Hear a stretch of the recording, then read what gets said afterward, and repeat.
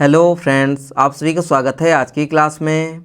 दोस्तों, आज की क्लास में रीजनिंग के प्रैक्टिस सेट को सॉल्व करेंगे, जिसमें रीजनिंग के सभी चैप्टर के प्रश्नों को कवर करने वाले हैं। यदि आप एसएससी जीडी या फिर यूपी पुलिस कांस्टेबल एग्जाम की तैयारी कर रहे हो तो यह प्रैक्टिस सेट आपके लिए काफ़ी इम्पोर्टेंट है, इसलिए क्लास को पूरा देखिएगा। चलिए हम लोग पहले प्रश्न की शुरुआत करते हैं। पहला सवाल दिया गया है, किसी निश्चित कोड भाषा में PAIR को 7643 के रूप में कोडबद्ध किया जाता है और REAP को 7536 के रूप में कोडबद्ध किया जाता है, तो दी गई कोड भाषा में E को किस प्रकार कोडबद्ध किया जाएगा। यानी कोडिंग डिकोडिंग चैप्टर का प्रश्न है दोस्तों, ध्यान दीजिएगा। यहाँ पे है PAIR, यानी P है, P के बाद दोस्तों A है, A के बाद I है, I के बाद R है। इसको क्या लिखा गया है? इसको लिखा गया है 7643, यानी कि 7 6 4 और दोस्तों 3। उसके बाद क्या है? REAP, यानी R है, उसके बाद दोस्तों E है, E के बाद A है, A के बाद P है। इसको क्या लिखा गया है? इसको लिखा गया है 7536, यानी कि 7 5 3 6। बस हमारा काम हो गया। ध्यान दीजिएगा, जिधर अक्षरों वाला समूह है ये हमारा हो गया बायां पक्ष, यानी कि लेफ्ट हैंड साइड। जिधर ये अंकों वाला समूह है दोस्तों, ये हमारा क्या हो गया? दायां पक्ष, यानी कि राइट हैंड साइड। तो जितने अक्षर दोस्तों बाएं साइड में कॉमन मिलेंगे, यानी दोनों मिलेंगे, उतने ही अंक दोस्तों दाहिने साइड में क्या होंगे? कॉमन होंगे। जैसे ध्यान दीजिए, यहाँ पे दोस्तों क्या है? A है, यहाँ भी क्या है? A है, यहाँ पे दोस्तों R है, यहाँ भी R है, यहाँ पे दोस्तों P है, यहाँ भी P है। देखिए इधर कितने अक्षर कॉमन मिले? 3 कॉमन मिले, तो इधर भी क्या होंगे? 3 अंक कॉमन मिलेंगे। जैसे देखिए, यहाँ पे 7 है, यहाँ भी 7 है, यहाँ पे 6 है, यहाँ भी 6 है, और उसके अलावा दोस्तों यहाँ पे 3 है और यहाँ पे 3 है। बस हमारा काम हो गया। इधर बचा हुआ है I और इधर बचा हुआ है दोस्तों 4। ध्यान दीजिएगा, इधर बचा हुआ है E और इधर बचा हुआ है दोस्तों 5, यानी कि I के लिए कोड क्या हो जाएगा? 4 और E के लिए क्या हो जाएगा? 5। हमें क्या बताना है कि E को किस प्रकार लिखा जाएगा? तो E के लिए कोड दोस्तों क्या हो जाएगा? 5 हो जाएगा। यानी हमारे इस सवाल का बिल्कुल राइट आंसर, बिल्कुल सही उत्तर क्या हो जाएगा? ऑप्शन नंबर A हो जाएगा। ठीक है, चलिए अगले सवाल को देखते हैं। अगला सवाल दोस्तों हमारा सीरीज का है। क्वेश्चन को ध्यान से पढ़िए। दी गई श्रृंखला में प्रश्नवाचक चिन्ह के स्थान पर क्या आना चाहिए? सीरीज की पहली संख्या 450 है, उसके बाद 451, 454, 459, 466 और लास्ट में बताना है। दोस्तों सीरीज की सभी संख्याओं को ध्यान से देखिए। 450 से 51 यानी थोड़ी सी बढ़ गई, 51 से 54 थोड़ी सी बढ़ गई, 54 से 59 सीरीज क्या हो रही है? थोड़ी थोड़ी बढ़ रही है। यानी यहाँ पे दोस्तो51 हम लोग क्या करेंगे? प्लस का कॉन्सेप्ट लगाने वाले हैं, यानी कि जोड़ का। चलिए ध्यान दीजिए, पहली संख्या है 450, उसके बाद है 451, उसके बाद 454, 454 के बाद 459, उसके बाद 466 और लास्ट में हमें बताना है। ध्यान दीजिएगा, 50 से दोस्तों 51, यानी यहाँ पे हुआ है +1, 51 से दोस्तों 54, यहाँ पे हुआ है +3, 54 से 59 हुआ है +5 हुआ है, 59 से दोस्तों 66 कितना हुआ है? +7 हुआ है। तो बताइए आगे क्या हो जाएगा? क्या दोस्तों आपको कोई पैटर्न दिखा? आप कहेंगे थोड़ा थोड़ा। पूरा देखने के लिए एक स्टेप और चलिए। 1 से दोस्तों 3 हुआ है, यानी +2 हुआ है। 3 से दोस्तों 5 +2 हुआ है। 5 से 7 +2 हुआ है, तो आगे भी क्या हो जाएगा दोस्तों? +2 हो जाएगा। यानी 7 में हम लोग क्या करेंगे? 2 को जोड़ेंगे, कितना हो जाएगा? 9। यानी यहाँ पे दोस्तों हम लोग जोड़ेंगे 9 को, तो 466 और +9 कितना हो जाएगा दोस्तों? 475। यानी हमारे इस सवाल का बिल्कुल राइट आंसर, बिल्कुल सही उत्तर क्या हो जाएगा? ऑप्शन नंबर D हो जाएगा। ठीक है, चलिए अगले सवाल को देखते हैं। अगला सवाल दोस्तों क्या है? एक कागज़ को मोड़ने के क्रम और मोड़े गए कागज़ को काटने के तरीके को निम्नलिखित आकृतियों में दर्शाया गया है। खोलने पर यह कागज़ कैसा दिखाई देगा? यानी यह पेपर का दोस्तों एक सीट है, इसको सबसे पहले ऊपर की ओर मोड़ दिया गया। मोड़ने पर दोस्तों क्या हुआ? ये डॉट डॉट वाला हिस्सा क्या है? इसके पीछे छिप गया है। उसके बाद दोस्तों इसको बाएं तरफ फिर से मोड़ा गया, तो क्या हुआ? लास्ट में इतना दिखाई दे रहा है। जब हम लोग इसको खोलेंगे तो कैसा दिखाई देगा? अब ध्यान दीजिएगा दोस्तों, यहाँ पे सबसे लास्ट में सबसे आखिरी बार हम लोगों ने किधर की ओर मोड़ा है? आप कहेंगे बाएं साइड में, तो हम लोग खोलेंगे किधर? दाएं साइड में, यानी सबसे पहले ये ऐसे खुलेगा। ठीक, तो दाहिने साइड खोलेंगे तो हमारा आकृति कैसे बनेगा। देखिए, जब भी बाएं से दाएं खोलेंगे या दाएं से बाएं खोलेंगे, इसमें कॉन्सेप्ट लगता है दोस्तों मिरर इमेज का, यानी कि दर्पण प्रतिबिंब का। पास की वस्तु पास दिखाई देगी, दूर की वस्तु दूर। बायां हो जाएगा दायां और दायां हो जाएगा बायां, यानी ये वाली आकृति दोस्तों बिल्कुल इस साइड में जा कर के बन जाएगी, यानी कि यहाँ पे ऐसा, ठीक है। और दोस्तों ये जो यहाँ पे ऐसा है ना, इस टाइप से ये बिल्कुल बन जाएगा दोस्तों इस साइड में, ठीक। उसके बाद दोस्तों हम लोग इसको खोलेंगे नीचे की तरफ, क्योंकि मोड़े हैं ऊपर की तरफ। तो दोस्तों जब भी ऊपर से नीचे की ओर खोलेंगे तो यह पेपर कैसा दिखाई देगा। तो इसमें कॉन्सेप्ट लगता है जल प्रतिबिंब का, यानी ऊपर की वस्तु नीचे, नीचे की वस्तु ऊपर, दूर की वस्तु दूर, पास की वस्तु पास। यानी कि ये दोस्तों आएगा यहाँ पे बिल्कुल ऐसे बनेगा और ये यहाँ पे बन जाएगा। और जो ये कटिंग है ना दोस्तों, ये बन जाएगा ऐसे ऐसे। ये लाइन नहीं आएगी दोस्तों, ये लाइन नहीं है, कटिंग है, ठीक है। तो यानी कि बीच में ऐसा बनेगा। ऐसी आकृति किस में है दोस्तों, ऑप्शन नंबर डी में। तो ऑप्शन नंबर डी हमारे इस सवाल का बिल्कुल राइट आंसर, बिल्कुल सही उत्तर हो जाएगा। अच्छा, बहुत सारे लोग इसमें ये कन्फ्यूजन पड़ जाएंगे कि ये वाली आकृति क्यों नहीं हो रही है। अच्छा, इसमें और इसमें क्या अंतर है। तो दोस्तों ये देखिए आकृति, ये बिल्कुल किनारे पर बनी है, यहाँ भी बिल्कुल किनारे पर है, यहाँ भी बिल्कुल किनारे पर है। लेकिन यहाँ पे दोस्तों क्या है, बीच में कर दिया गया है। देखिए यहाँ भी जगह छोड़ दिया गया, यहाँ भी छोड़ दिया गया। अच्छा, आप कहेंगे कि ये वाली क्यों नहीं होगी। तो दोस्तों ये हिस्सा अगर ऐसे है ना, तो इधर भी बिल्कुल ऐसे बनेगा और दोनों ऐसे आकर ऐसे बनेंगे। ये बीच में जो अलग अलग है ना, ऐसा नहीं बनेगा, ठीक है। बीच में ट्रायंगल है तो बिल्कुल होगा ही नहीं, ठीक। तो यानी ऑप्शन नंबर डी हमारे इस सवाल का बिल्कुल सही जवाब हो गया। चलिए अगले सवाल को देखते हैं। अगला सवाल दोस्तों हमारा बैठक व्यवस्था का है, यानी कि सीटिंग अरेंजमेंट चैप्टर का है। क्वेश्चन को ध्यान से पढ़िए। 7 व्यक्ति A, B, L, M, N, S और टी एक पंक्ति में उत्तर की ओर मुड़ करके बैठे हैं। चलिए ध्यान दीजिए, कितने व्यक्ति हैं दोस्तों, 7 व्यक्ति हैं। तो मान लीजिए ये है पंक्ति, 7 व्यक्ति यानी 7 स्थान बनाइए। 1 हो गया, 2 हो गया, 3 हो गया, 4, 5, 6 और 7। सारे व्यक्ति दोस्तों उत्तर की ओर देख रहे हैं। उत्तर का मतलब क्या हो गया, ऊपर की ओर। इसका मतलब ये वाला साइड हो जाएगा दोस्तों बायां, यानी लेफ्ट हैंड साइड। ये वाला साइड हो जाएगा दायां। चलिए क्वेश्चन को पढ़ना स्टार्ट कीजिए। टी के बाईं ओर केवल 3 व्यक्ति बैठे हैं। ध्यान दीजिएगा, टी के बाईं ओर केवल 3 व्यक्ति बैठे हैं, यानी 7 स्थान में से दोस्तों टी को हम लोग कहाँ पे बैठाएंगे, जिससे कि उसके बाईं ओर केवल 3 व्यक्ति होना चाहिए। यानी टी दोस्तों बैठ जाएगा यहाँ पे। तो टी यहाँ बैठेगा तो इसके बगल में 1, 2, 3 व्यक्ति बैठने चाहिए। आगे दोस्तों क्या है, आगे है ए के दाईं ओर केवल बी बैठा है। अब आप बताइए कि ए को हम लोग कहाँ पे बैठाएं, जिसके दाईं ओर केवल और केवल दोस्तों यहाँ पे बी आना चाहिए। तो ए बैठेगा दोस्तों यहाँ पे, तो उसके दाईं ओर केवल और केवल बी बैठा हुआ है। चलिए आगे क्या है दोस्तों, ए और एस के बीच में केवल 3 व्यक्ति बैठे हैं। ए यहाँ पे बैठा है तो एस कहाँ बैठेगा, 1, 2, 3, यानी एस बैठेगा दोस्तों यहाँ पे। तभी तो ए और एस के बीच में कितने व्यक्ति हो जाएंगे, 3 हो जाएंगे। आगे क्या है, एल एन के बाईं ओर किसी स्थान पर, लेकिन एम के दाईं ओर किसी स्थान पर बैठा है। यानी कि एल दोस्तों क्या है, एन के बाईं ओर, यानी एन के बाईं ओर कौन है, एल है, और एम के दाईं ओर है, यानी बीच में दोस्तों आएगा एल। देखिए 1, 2, 3 बचा हुआ है, बीच में कौन सा है, ये है। यानी यहाँ पे हो जाएगा एल, यहाँ पे हो जाएगा एम और यहाँ पे हो जाएगा एन। अब क्वेश्चन में क्या पूछा गया है, क्वेश्चन में पूछा गया है कि एम और एन के बीच में कितने व्यक्ति बैठे हैं। एम और एन के बीच में दोस्तों कितने व्यक्ति हैं, 1, 2, 3, यानी कि एम और एन के बीच में कितने व्यक्ति हैं दोस्तों, 3 व्यक्ति हैं। ऑप्शन नंबर डी, यानी हमारे इस सवाल का बिल्कुल सही जवाब क्या हो गया, ऑप्शन नंबर डी हो गया। ठीक है, चलिए अगले सवाल को देखते हैं। अगला सवाल दोस्तों हमारा सीरीज चैप्टर का है। क्वेश्चन को ध्यान से पढ़िए। दी गई श्रृंखला में प्रश्नवाचक चिन्ह के स्थान पर क्या आना चाहिए। सीरीज की पहली संख्या 36, 40, 48, 64, 96 लास्ट में बताना है। 36 से 40 थोड़ी सी बढ़ गई, 40 से 48 थोड़ी सी बढ़ गई, 48 से 64 यानी कि सीरीज थोड़ी थोड़ी बढ़ रही है, यानी प्लस का कॉन्सेप्ट लगाने वाले हैं। चलिए ध्यान दीजिए, पहली संख्या 36, उसके बाद दोस्तों 40, 40 के बाद दोस्तों 48, 48 के बाद 64, 64 के बाद 96 और उसके बाद हमें बताना है। चलिए 36 से दोस्तों 40 यानी यहाँ पे हुआ है +4, 40 से दोस्तों 48 +8 हुआ है, 48 से 64 यहाँ पे क्या हुआ है दोस्तों, यहाँ पे हुआ है +16, कितना हुआ है, +16 हुआ है।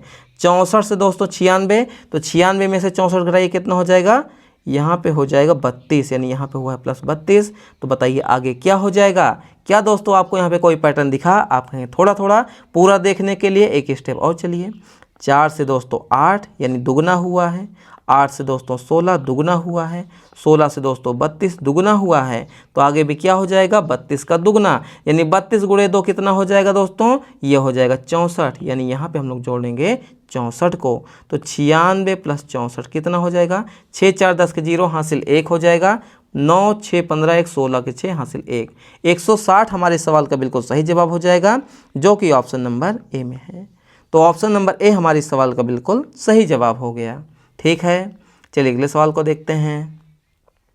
अगला सवाल दोस्तों क्या है, उस विकल्प आकृति का चयन कीजिए जिसमें दी गई आकृति x उसके एक भाग के रूप में निहित है, घूर्णन की अनुमति नहीं है। यानी कि ये x वाली आकृति दोस्तों option number A, option number B, option number C या फिर डी किसमें छिपी हुई है, वही हमें यहाँ पे बताना है। और x वाली आकृति को हम लोग घुमा नहीं सकते हैं, बिल्कुल ऐसे ही आकृति होनी चाहिए।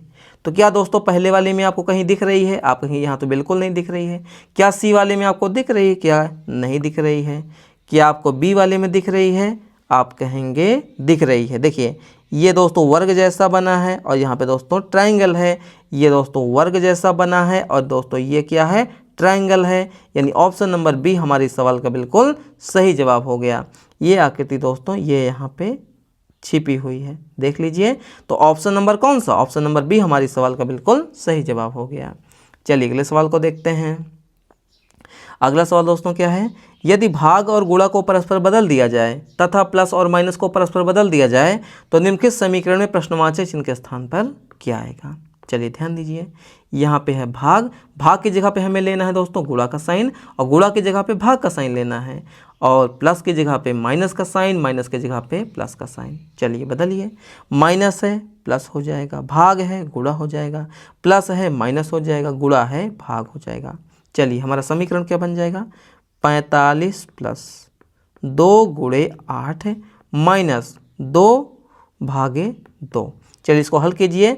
यहाँ पे हम लोग लगाएंगे बोर्ड मास का नियम यानी कोष्ठक का नियम, जिसमें सबसे पहले भाग वाला पद, उसके बाद गुणा, फिर प्लस और लास्ट में माइनस। चलिए 45 प्लस कितना हो जाएगा, 2 × 8 माइनस 2 में 2 से भाग देंगे 1 हो जाएगा।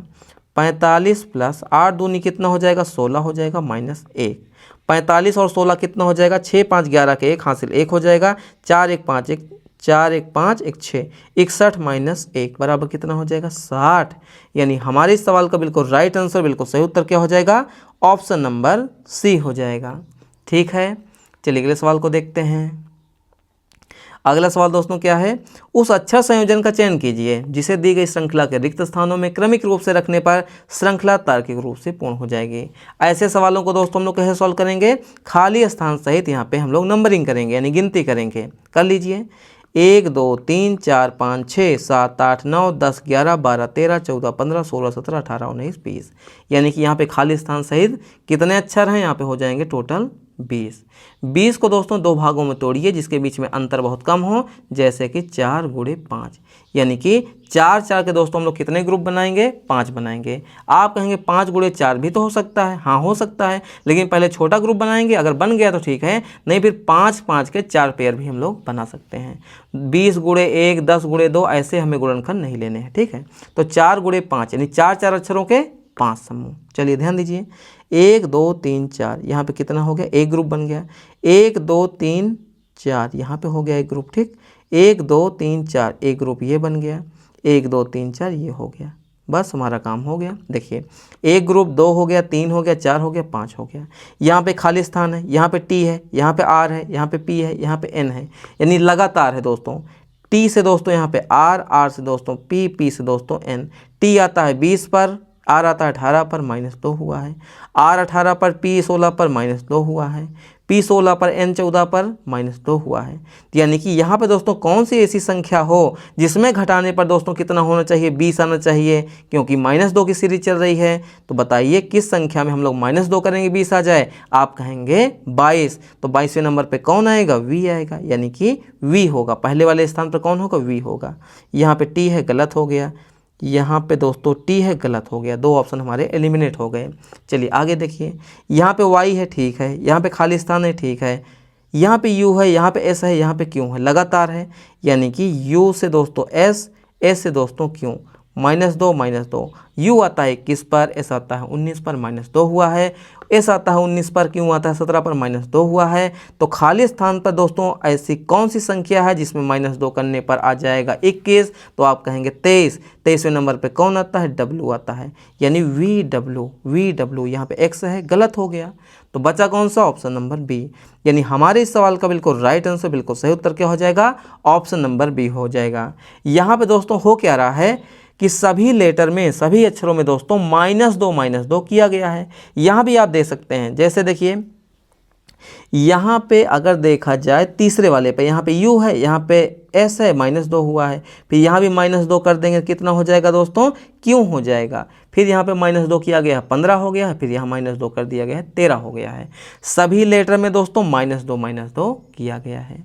ऑप्शन नंबर बी हमारे इस सवाल का बिल्कुल सही जवाब हो गया। चलिए अगले सवाल को देखिए। अगला सवाल दोस्तों हमारा डाइस का है, यानी कि पासा चैप्टर का है। क्वेश्चन को पढ़िए ध्यान से। एक पासे के फलकों पर अक्षर T, F, H, A, R और ई अक्षर अंकित हैं। दी गई आकृतियों में एक ही पासे की 2 स्थितियां दर्शाई गई हैं। कौन सा फलक फलक ए के विपरीत पर है, यानी कि फलक ए के विपरीत पर कौन सा फलक आएगा। चलिए ध्यान दीजिए, ये हम मान लीजिए पहला पासा, ये है दोस्तों दूसरा पासा। पहले वाले पासे में कौन कौन से अक्षर हैं? R, E, H. दूसरे वाले पासे में एफ, ई, टी। दोनों पासे में दोस्तों ऐसा कौन सा अक्षर है जो कॉमन है? तो आप कहेंगे यहाँ भी ई है और यहाँ भी ई है, बस हमारा काम हो गया। इसी ई को पकड़ेंगे दोस्तों और यहीं से क्लॉकवाइज घूमेंगे, यानी कि दक्षिणावर्त घूमेंगे, घड़ी की सुई की दिशा में घूमते हुए चलेंगे। ऐसा करने पर दोस्तों क्या होगा? पहले वाले पासे में पहले आएगा ई के बाद दोस्तों आएगा आर के बाद दोस्तों आएगा एच। अच्छा, दूसरे वाले पासे में दोस्तों क्या होगा? ई आएगा, ई के बाद दोस्तों आएगा एफ के बाद आएगा टी, बस हमारा काम हो गया। एच का अपोजिट टी हो गया, टी का अपोजिट एच हो गया, आर का अपोजिट एफ हो गया, एफ का अपोजिट आर हो गया। क्या दोस्तों एक ही पासे में ई के अपोजिट पर ई आएगा? नहीं आएगा दोस्तों, क्योंकि आप लोग लूडो खेलते होंगे, उसमें एक के अपोजिट पर एक नहीं आता, 2 के अपोजिट पर 2 नहीं आता, 3 के अपोजिट पर 3 नहीं आता, यानी मतलब वही संख्या दोस्तों उसके अपोजिट पर नहीं आती। तो ई के अपोजिट पर दोस्तों कौन आएगा? बचा हुआ अक्षर। भाई आर का अपोजिट एफ हो गया, एच का अपोजिट टी। देखिए टी का अपोजिट दोस्तों यहाँ पे क्या है? टी का अपोजिट है दोस्तों आर, ठीक है।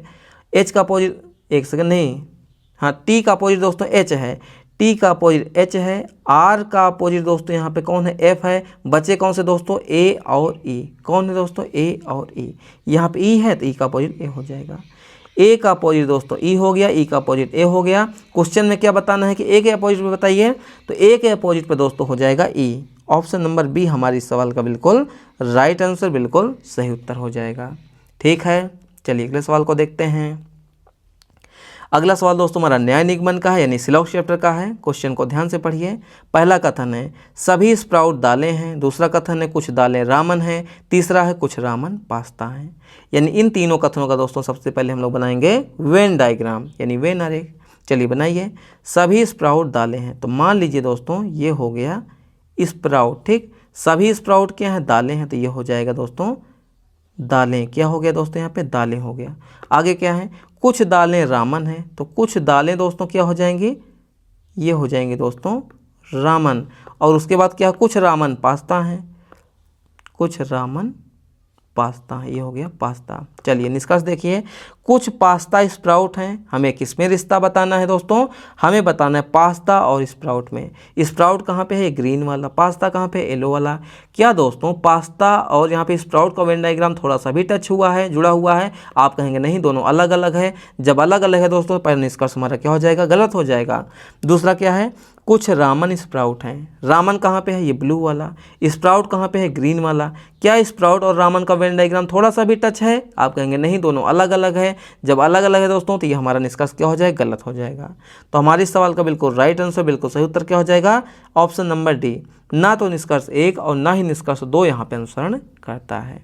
ठीक है, तो दोस्तों ये रहा आज के हमारे मोस्ट इंपॉर्टेंट क्वेश्चन। क्लास आपको कैसी लगी अपना फीडबैक दीजिएगा। चैनल पे पहली बार आए हैं तो प्लीज़ चैनल को सब्सक्राइब कीजिए, लाइक कीजिए और शेयर कीजिए। चलिए मिलते हैं नेक्स्ट क्लास में दोस्तों, तब तक के लिए जय हिंद, वंदे मातरम।